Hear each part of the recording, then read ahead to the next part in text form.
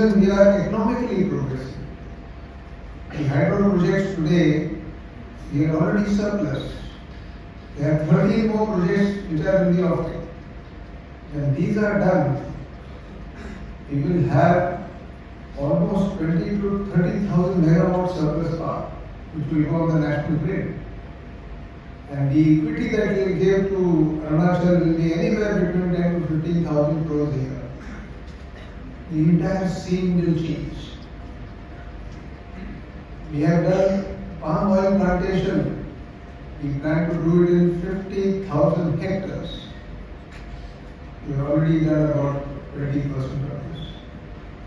When it is done, the whole country will become palm oil surplus. We will export palm oil, whereas we are importing it from South Asia. We are going in for rubber plantation. We are also planning to do that in about 50,000 hectares.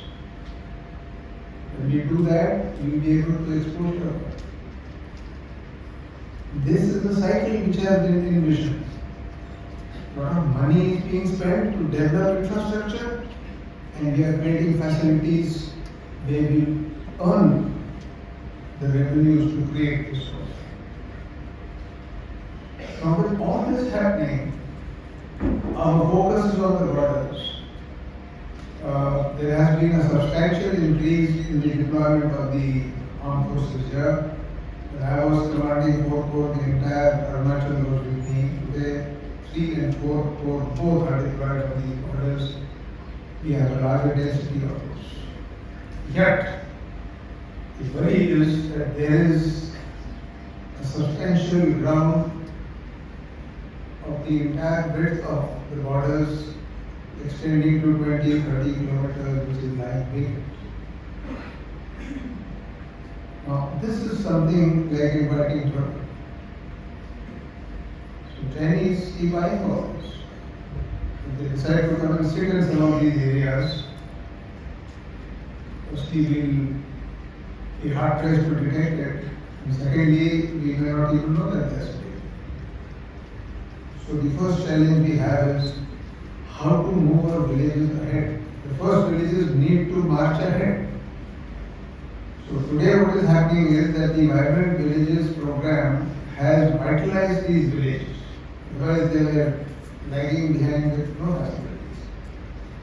So we have declared that the development of border villages will be a collaborative effort with the armed forces, the ITBP and the population. So whatever facilities the armed forces get, it will be shared with the forward villages and vice versa. Secondly, I am suggesting to the armed forces and the paramilitary, it is time for you to take the civilians in the first villages to BLC. In just a year, it was a security issue that we didn't want civilians to go to the border. It doesn't apply here. We want them to go there. And we want them to search areas where they could do some farming or they could graze their animals.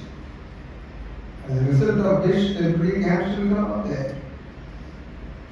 And if it is economically viable, there will be movement of troops, movement of population upwards.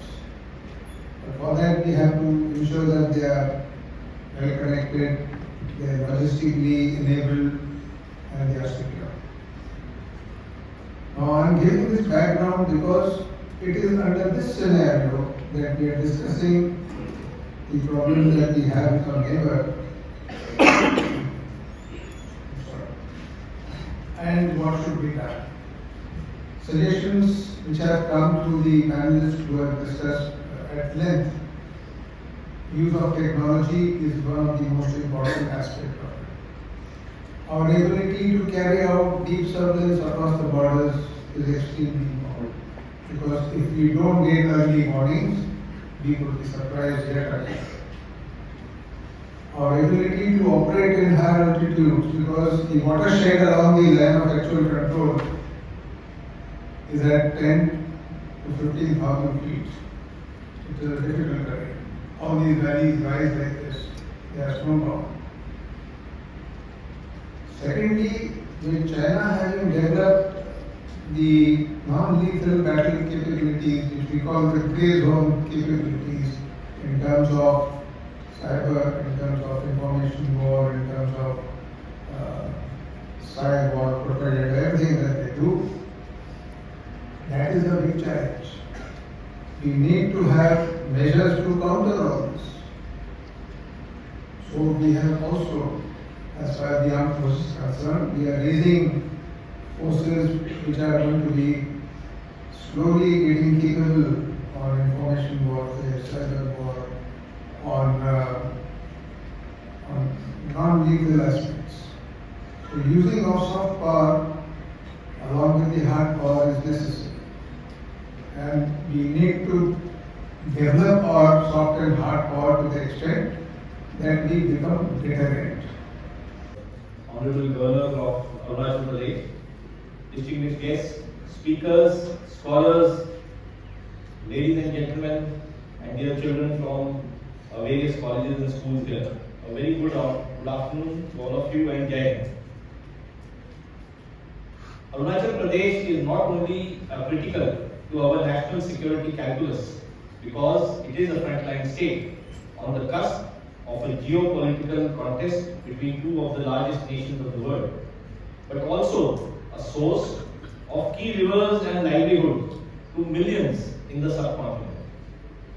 Arunachal is a state with probably the maximum forest cover, with competing demands of infrastructure development and ecological preservation, which throws up complex challenges, especially in a vibrant democracy like our nation's. In order to understand the dynamics of Arunachal better, in the Spearhead, we had recently conducted a seminar at Dao Division at Siang. That was topic as Arunachal Pradesh and India-centric geospace.